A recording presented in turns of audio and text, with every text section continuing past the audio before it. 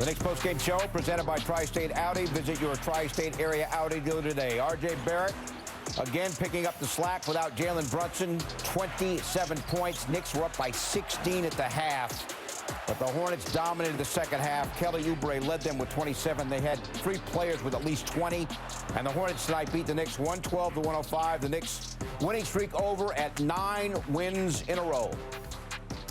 Great to have you with us from our Delta MSG studios. Bill Pito along with Monica McNutt. Alan Hahn will join us shortly. So the Knicks up big at the half, but the Hornets outscored the Knicks by 23 points in the second half, and that is the end of the winning streak. And clearly this Knicks team fought hard, but ran out of gas in the second half. Yeah, I think that's a fair way to put it, Pito. When you look at the compelling double overtime victory on Sunday to turn around and get ready for tonight's game without your starting point guard still. And so, yes, tonight was an opportunity against a Charlotte Hornets team that is struggling, but their first 5 is formidable, and we saw that down the stretch. I mean, the Knicks, essentially a case of falling in love with the 3. You live by the 3. To a degree, you die by the 3, although I think rebounding was another important component in that second half as Charlotte battled back and was able to pull out the win. Knicks from 3 in the second half, 2 out of 18. Kind of indicates the fatigue factor. But they were great in the second quarter. They had their best quarter of the game in that second quarter, outscoring the Hornets 45-29 and taking that 16-point halftime lead. So much of that second quarter was about the ball movement and was about the flow, the opportunities that were given to the squad off of their defensive pressure. I mean, R.J. Barrett was reckless in a positive way.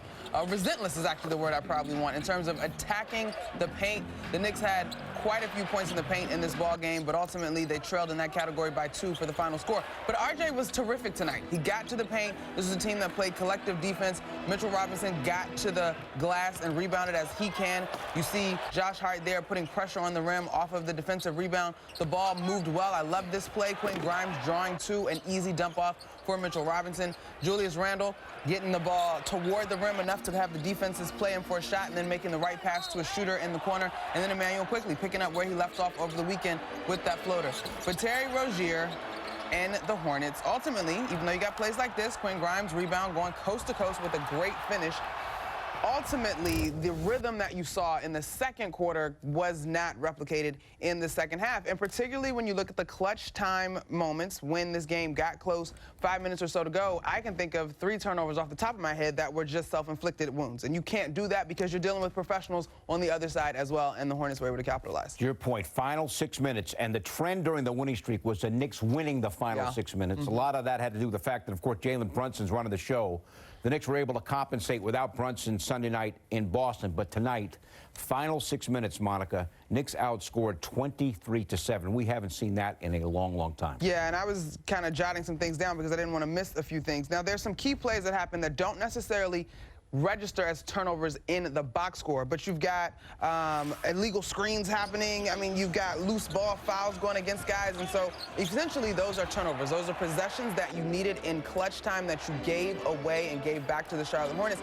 And the Charlotte Hornets just moved the basketball, and they found their guys down in the fourth. And so what was once coming easy didn't come as easily, although that was a good putback by Mitchell Robinson. Rozier gets a friendly bounce. The ball's moving for the Hornets. Gordon Hayward, still a player in this league that has to be respected, gets a big-time and 1 to fall there. Julius gets this basket to fall, but ultimately too much of that guy on the other end. And credit Charlotte. They flipped the statistics in terms of rebounding. They out-rebounded the Knicks in the second half. You mentioned the 3-point shooting they made. At least they got out and contested. And the Knicks, whether you argue, is partly fatigue in terms of shooting long-range shots. Ultimately, the Hornets get in here and they still won. Of course, LaMelo Ball's out, right? He's got a bad ankle. He's missed about half the season. But you got Rozier, great game. Hayward had an excellent fourth quarter, double digits in the fourth quarter. And I mentioned Oubre led the way with 27. So they have some offensive weapons. They are second from the bottom in the East, but Charlotte Hornets say they get paid too. And it is the Knicks not winning, even though R.J. Barrett had his second straight game. 29 against Boston, and I mentioned off the top 27 tonight. I mean, this is classic trap game. I don't mean to use that. I know, but it doesn't come. Trap to me connotates like lack of effort. No. That wasn't the case, though. I don't think, and we can get into the connotation of a trap game a little bit later, but here's what R.J. Barrett did very, very well. We talk so often about his ability to get to the rim with his shoulders. I loved how selfless he was in the course of this ballgame. That play right there where he steps back and gets the three after looking for Josh Hart on transition is one of my favorites. He was terrific. 10 to 24, 27 points. I love the 4 assists from him and the 6 rebounds. Han talked about that in the pregame show. He's coming off of an 11 rebound performance versus Boston. So he certainly did his part in the absence of Jalen Brunson. But ultimately, like I said, we go back to clutch time. There was room for this team to grow 1 through 5 on the floor and 1 through 9 in terms of the entire rotation. All right, so Alan Hahn helped call the game on the MSG Radio Network. He is here. And, we're talking about the concept of trap game. And to me, trap game, the definition is maybe not taking the opposition seriously enough. I don't think that's the case tonight. I don't think you make that point. No, I don't know. But they talked about it before the game. I mean, even the team did. It was something that came up, and it was something Tom Thibodeau didn't want to hear about. But certainly you have to address. And, you were just saying this a couple of minutes ago. The Hornets have professional scorers. Again, Terry Rozier got hot in that third quarter. Gordon Hayward got to where he wanted to go. The Knicks defense just wasn't what it's been all year. Slower, not closing out. I mean, 54 points in the paint. That's not what this team does. I mean, this is the second best points in the paint defense in the league. Yeah. So they don't normally give you the paint like they were getting it at ease in this game tonight. You don't like to make excuses. Fatigue was a factor. Look at Julius Randle. Look at just what you were getting out of him, which was half a tank. I'll give you what I can. This was a game that most players in the league load manage. Julius Randle wants to play every game, so he played, but you could see he didn't have a lot in the tank. And the Knicks didn't have Jalen Brunson. R.J. Barrett did all he could. I thought the bench really gave them good minutes and gave them lead and a little bit of separation on the scoreboard. When the starters came back in, it stopped, mainly because energy, effort, intensity on defense, and also on defensive rebounding was just not present for most of this game. They're tired. I mean, I know they're professionals, but they're also human beings. Randall, 5 out of 17, and Quickly, who played the 55 minutes against Boston, 5 out of 16. You can see, look, how many times tonight, I was saying to Ed Cohn, who was doing on the play-by-play call on the radio, how many times did he say short? The shot goes up, short. A lot. Yes, I think multiple things can be true. This team has been on a hell of a run, and the last 2 games took a lot out of them. This is a team that's at the bottom of the standings. And so I think, strategically, fatigue comes into play. I'm not living and dying by the 3-point line. I got to get to Which is what Barrett did. Got into the paint and tried to score. Got to get to the paint. Which he's been doing really well of late. But here's my other one pushback on tired. Although I think that is true, this is a ball game with 5 minutes to go. You get how many turnovers? 3 turnovers that I can think of. Yep. You got a loose ball foul. You got an illegal screen in there. Now, granted, Josh Hart gets one of those back and draws an illegal screen on Gordon Hayward, but these are the moments where everybody has to take to account, my legs are heavy, this is clutch time. What's the best shot that we can get? In particular, in that clutch time, this team goes to the first round of the playoffs or beyond, you're going to be tired. You got to figure that out, particularly when it's still a ball game. I would almost accept tired if they got waxed tonight by 15 and it was never a ball game, but for it to be a ball game, to me, this was an opportunity to grow and press through that fatigue. Because, baby, fatigue is here to stay. I know, but that second half, they just look. 62 to 39 outscored in the second half. That third quarter was a rare third quarter of doom. We always used to bring that up, but when Tom Thibodeau took over as coach, third quarters have not been a major issue for this team, but this was tonight, and I said it, like they had a great finish to the second quarter. They built themselves a big lead, and you were at 66, but at 45-point second quarter. And I said, these first 3 minutes of the second half is going to tell me a lot. And those first 3 minutes of the second half, told you a lot. All Hornets. They told you a lot, indeed. And by the way, the Nets are probably going to beat the Rockets, and all of a sudden you got the Nets now only a game behind the Knicks for 5th. Don't get caught up in that. Well, that's relevant. Look, I was walking out of the building with all the fans coming out, a lot of frustration, and one fan said this: "Did you think they were going to win every game?" Right. The streak's going to end. I said, yeah, we said that. The streaks, the streak's going to. I'm okay. You're like, you're not giving them a break. I give them a break. They had it. They had it. Yes. All right. That's the frustrating part. All right. Tom Thibodeau's post-game comments around the corner. Knicks next up, a 4-game trip to the West. They lose tonight by 7 to the Hornets. The Knicks post-game show is presented by Audi. Visit your tri-state area Audi dealer today.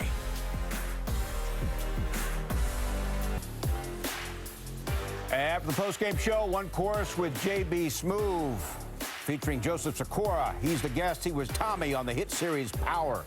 Knicks lose to the Hornets tonight. Over now to Monica's Monitor with Alan and Monica. What do you have?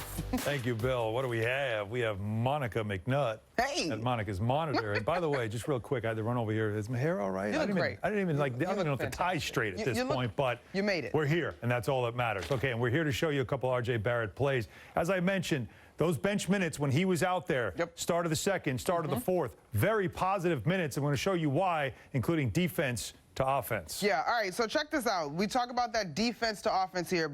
Deuce has to fight over the screen. Obi's going to help. Great. Going to get a defensive rebound. Lots of hands involved. Isaiah Hartenstein gets his paws in there, able to cause a deflection. This is going to come up Knicks basketball. In the first half, they were really good, guys, in transition. They look ahead. RJ's gone. We'll freeze it right here. This is a great pass, and Josh has all of this room to work, right? This is a heads-up play. This is beautiful transition basketball. Should be a high percentage shot. Now, this guy here, Washington, is a tremendous athlete. So he does a good job of getting back, recovering, and you've got the second guy making it difficult. Two black jerseys, two Charlotte defenders surrounding Josh Hart. Instead of the difficult shot, RJ does a great job of relocating out to this spot on the three-point line. Steps back, in rhythm, in stride. He's got all this space. This is just great defense. And although the closeout comes for Washington, too little too late, RJ's able to line that one up confidently and knock it down. RJ Barrett, it was the one three-pointer he did make in this game. I mean, he did struggle, as the entire team did, throughout pockets of this game. But more Barrett here. This is on the playmaking side of things. Out of a timeout, you want to execute, and this is as good as it gets. Yeah, and part of that, you saw the three that he hit there, but he was doing a great job all night of getting into the paint. So you're going to get this handoff. Well, not quite a handoff. This pass, then you get a little screen action, double drag action. RJ's going downhill, right? So we already know that Mitch is peeking the rim.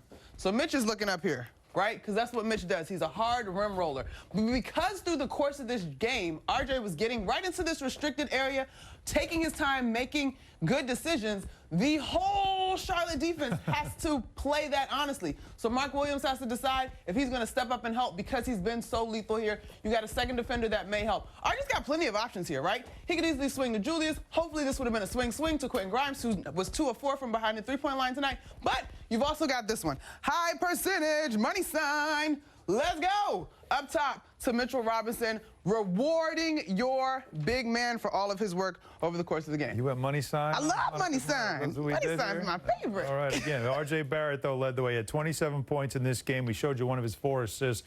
We also showed you one of his three-point shots here. And, you know, again, Monica, as he goes for 27, the young legs are fine. You saw it in Julius Randle in this game. Again, 5 of 17 is not typical of what we've been getting used to with him. I mean, clearly just was not at full tank in this game. Yeah, and I will say in the first half, I was pleased that he was able to find some rest. Tibbs found some minutes for him, to your point about that bench unit, because Julius, he's one of the few guys that's played every game this season. Like, there's no question about the wear and tear that his role has required from this team. But ultimately, like, you got to find a way down the stretch. You got to find a way, especially when it was a tie score down the stretch, no question about it. Okay, we'll get Julius Randle's thoughts on this game as the Knicks' winning streak ends at 9. Hear from Julius Randle right now at the podium. No, I mean, we got to be better. We still got to take care of business. Yeah, we still got to take care of business regardless. Down the stretch, only 8 points in the final 8 minutes there. Was it the same thing, just exhausted? I think so. Yeah, I think so. Were you surprised that in the second quarter you done as well as you could play that team, and then were you surprised sort of it went away in the second half? A little bit. I mean, we gave them confidence early, scoring the ball, and then, you know, we buckled down and was better in the second quarter. But, you know, you can't just necessarily turn it on and off. You know, I know guys were trying out there and giving their best, but you can't just turn it on and off. And we gave them confidence to start that third quarter. It was just trading baskets, and then we ran out of gas, and they kind of picked it up a notch. So we got to tip our hats to them. Julius, you guys, like, have gotten to this point of success really because you play as hard as you do as a team every night. is when you sense that happening in the moment, what are you trying to do in order to get more out of yourself and the rest of the team, just squeeze out a little more? I think it's just mentally. At that point, you know, all the work that you done up until that point in the summer and what you put into your body, and you know, the sleep and recovery is important as well.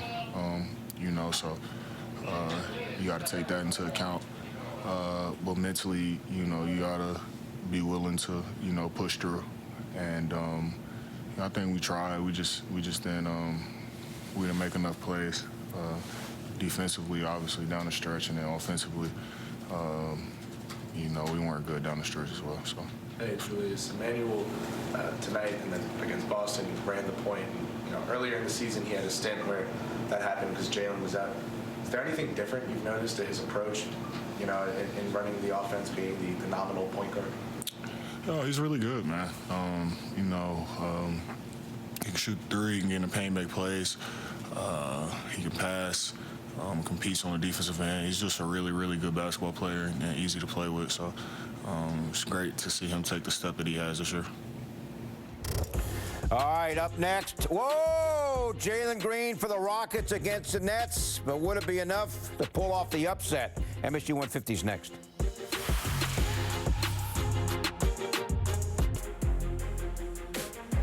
Final 6 minutes. Hornets tonight outscore the Knicks 23-7 and the Knicks 9-game winning streak, 112-105.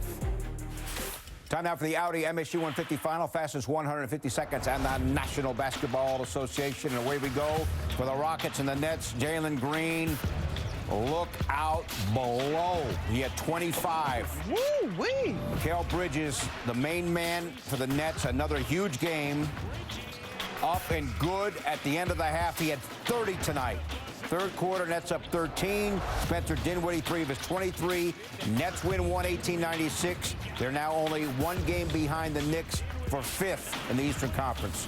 Golden State OKC, half-court shot for $20K. What do we have? Get the money. Yep. Hey, payday, cha-ching!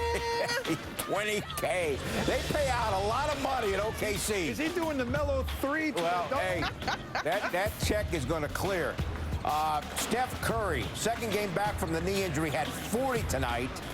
But OKC is up in the final seconds. Josh Giddey to Dario Saric. And OKC now leads at 132-126. Again, final seconds of that game. Warriors don't win on the road. No, They sure don't. Philly, Minnesota, Anthony Edwards splits 2D. Oh, boy. Ooh. And a foul. I love slow-mo's reaction. That man has a family. Third quarter, though, Sixers up 16. Joel Embiid, he had 22 points in the third quarter alone. Oh, my.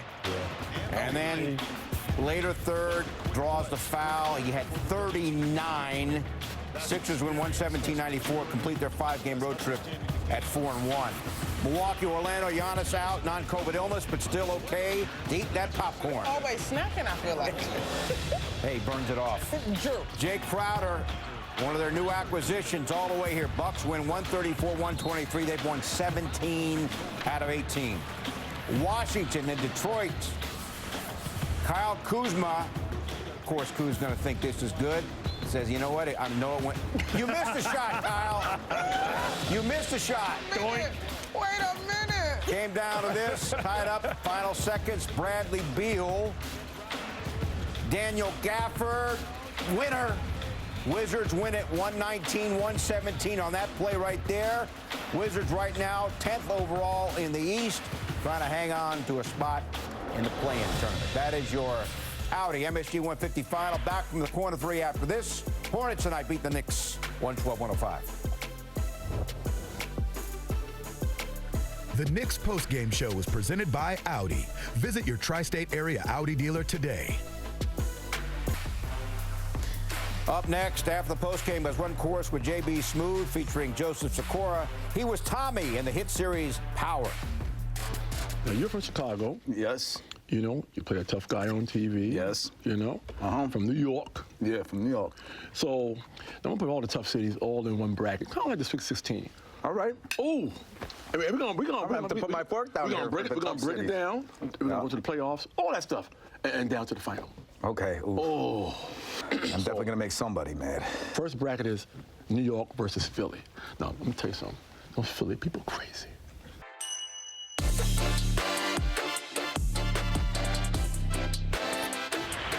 That's after the post-game show. Three-point shooting. Allen presented by Starry. Kelly Oubre, 27 points, including 3 threes. Yeah, and 2 of those threes came in the fourth quarter, including this one, which was pretty much, well, not this one, but there'll be one that comes up in that corner in front of the Knicks bench. Here he's just blowing kisses, and then as the Knicks are trying to get a stop, corner 3 in front of the Knicks bench, drains it, blows another kiss. He also went to mid-court and took a bow out of Paul Pierce's book and celebrated. I mean, look, they haven't had a lot to celebrate this season, and they come to the Garden and they put up a big performance. And I was saying this on the broadcast tonight is, you know, a team, you look at them in the standings, you can see their record and think, oh, they stink. You know, you should beat them. But remember, teams come to the world's most famous arena. They're never flat. They're up. You're going to always face another team's best. And if you give them any momentum, any reason to feel good, well, they're going to love to perform on this stage. The building was buzzing for a while there, but the Hornets really seem to enjoy that momentum. And a guy like Oubre, who really does feed off of that kind of stuff, made a huge shot there at the end to put the Knicks away. All right, back from the corner 3 presented by Michelob Ultra. A reminder, enjoy every bucket. And a special night in the arena tonight, Monica, Women's Empowerment Night, and you had a unique experience during the pregame. Yeah, pregame, we got a chance to hang out with some young women. Obviously, it was a Girl Scout troop, some cadets. I was actually a Girl Scout back in the day, and a couple, probably I think 3 girls basketball teams ranging from middle school to high school. And we just had the opportunity to chat a little bit about what the day means at the Garden, what the month means, as it is Women's Empowerment Month. And it's really cool. I know for me, something that is so important is that I leave breadcrumbs behind me, right? And so just to have a minute to encourage those young women, to exchange compliments, to take pictures together. One of the girls told me that she's averaging 19 points a game. I said, I'm going to have to pull up on you and check that out. You know what I'm saying? I got to see what your jump shot looking like. So it was really cool. I think doing stuff like that means a ton to me. Oh, look. There you are. And the girls. The 2 in the front there, in the gray hoodie and the New York shirt, they were so intently watching the guys warm up. I was like, do y'all play ball? And they were like, yeah. And I was like, I could tell y'all were watching it like hoopers. So it was a cool night. Good for you and good for everyone as the Knicks played hard but ended up losing 112-105. So we're going west. Team plane. That's right. It's going to be an interesting experience. 4-game Watch trip. out for them snacks, Pito. You got to keep it together. You think I'm going to gain 10 pounds on that? Listen, the team travel life is nice. I'm not going to hold you. Yeah, got to keep him away from the buffet. There you go. All right. We're going to hear from the coach, Tom Thibodeau, around the corner. Knicks' 9-game winning streak is over. They lose to the Hornets 112-105.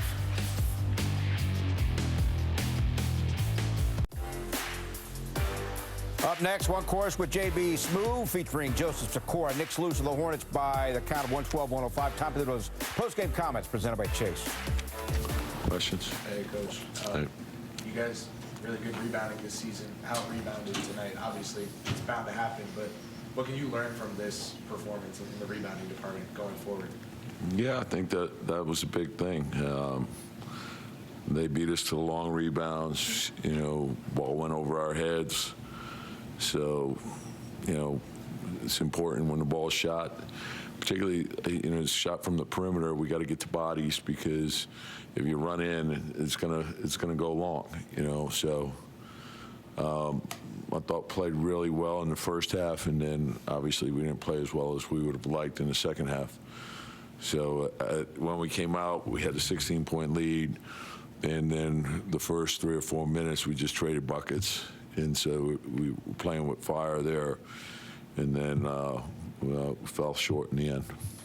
You talked a lot this year about Julius's advancements, how much of that has to do with just like when we took a role where last year he had to do so much facilitating, and how much Jalen has kind of taken that burden off of him and allowed him to be him. In random games like this, when Jalen's just not able to play, especially during crunch time, when you guys run a lot of stuff through Julius, how do you make it so that he doesn't necessarily fall into last year's traps or operate? Yeah, you know, I don't know if you put it on any one particular thing. I just thought, you know, and I want to look at the film. You know, RJ got going pretty good, and they went to the blitz on RJ, and usually we're pretty good with that, moving the ball to the backside. And when we did move the ball to the backside, you know, we didn't make shots, and that's a big part of it. So, you know, he was the one guy that was going pretty good. You know, so some nights the ball doesn't go in. When it doesn't go in, we got to be able to win it with our defense and our rebounding. And I thought those two things weren't there. The low turnovers were there. We always talk about defend, rebound, low turnover. That'll put you in position to win, regardless of how you shoot the ball. So, you know, our defense wasn't there. The rebounding wasn't there. So we didn't give ourselves a chance to win it in the end. It looked like you guys were kind of flat in the fourth quarter. Yeah, and, you know, like you still want to be able to navigate through that. You know, like to me, sometimes if the ball's not going in, you let that take away from other parts of your game. You know, we didn't get any easy scoring opportunities. Like sometimes that can get you going, you know, and but, you know, like we got to learn from it. We got to get better. It doesn't stop, you know, so we know we're heading out to Sacramento, and they're an unbelievable offensive team, so we're going to have to be at our best. When you notice that in the game, do you consider like spelling a guy here or there, or are you just like? Well, you know, as the game's unfolding, yeah, you're trying to buy. You know, like I like the way we played in the second quarter, and then you know, it got ramped up pretty good, and then you're looking at who they have on the floor, and then what are the best matchups for us. And you know, that being said, you know, it's a 2-point game with a short amount of time. I thought, you know, I want to see the film, but I thought the offensive foul on Mitch on the screen was a big play in the game. You know, and I know like they say your legs can't be outside of your shoulders. Well, I don't know. I haven't seen a screen set yet where your legs aren't outside your shoulder. Tom, obviously you never want to lose a game, but you preach all the time about how anybody in the league can beat you, and you have to bring it every night. I mean, is this almost a helpful reminder, or do you hope it will you look back at it as a helpful reminder that? Yeah, well, you know, and we try to say, look, you know, their record is not an indication of, you know, their talent. They've had a lot of guys out with injuries, and they're playing really good right now. They, you know, their last 10 games, they're 5-5. So, and I've seen them a bunch of times. You know, obviously, you know, Steve's a good friend, and I watched them play, where they come back, and you know, I knew that our lead wasn't safe. You know, you got to play for 48 minutes against them. You know, Rozier is a big-time player. Hayward is a big-time player. You know, so Washington is coming back. He's a very explosive player. So we knew, you know, Oubre can get going, and he got going too. So, you know, they had guys that were out there that can score. You know, and if you're not on it, it's going to be a problem. So, but to your point, Mike, it's like everyone in this league is talented. You know, so you got to play with an edge, and you got to play for 48 minutes. You know, if you fall short, you see it in every night. There's big leads that dissipate very quickly, and that's why you can never let your guard down, and you certainly can never feel too good about yourself, because you know there's you know what's looming around the corner. RJ second quarter came out like, regardless of the score, came out like he had the wraparound pass to Hartenstein. He had that bounce pass to Hart in transition. He seemed to be making all the right reads on every possession. What was allowing him to just read the game at that level? Well, I thought, you know, his aggressiveness going to the basket, and then making his decision based on where the big was. You know, so if he was all the way back, you know, he can finish. If he comes up, wrap around and find Mitch. And then, you know, what they did is they adjusted to the blitz. Which anytime a player gets going like the way he was going, that's the next step. And then we always say, get to your 3 outlets, know your progressions, make the second pass against the blitz, and it's easy offense. But we didn't make shots. So I think we made 9 threes in the first half, and we made 2 in the second. You know, so, and usually if they're blitzing and you're making your threes, that you're going to make them make another decision. You know. What are you hoping to learn about you guys on the strip?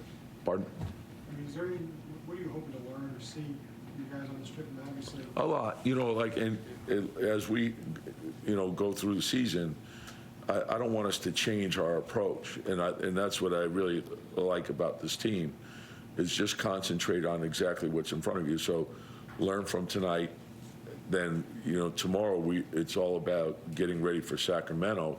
Don't look ahead. Just think about the improvements we have to make, get ready for that game, and then when that game's gone, get ready for the next one. Just keep going step by step. Don't jump ahead. And we know we're playing really good teams, and you know, I think this time of the season, you also realize the intensity is going to be there, you know, because of whether it's a play-in or playoff or seeding or whatever it might be. And even tonight, like you're playing a team that, you know, there's guys that are playing that are fighting for roster spots, for playing time. There's always motivation in this league, so you can never shortcut the preparation that goes into playing each night and what goes into winning each night. And I think if you're building the right habits, you know, we're not going to be perfect. And tonight we didn't play a great game, but bounce back tomorrow. And that's, you know, even at the end, like I said, I want us to have the belief that no matter where we are in the game, we could always find a way to win and be mentally tough. So it wasn't going our way, we'll make it go our way. So in the end, we fell short, ran out of time. Tomorrow we get ready for the next one. All right, post-game comments from Knicks coach Tom Thibodeau. Hornets win it by 7. We'll wrap things up right after this.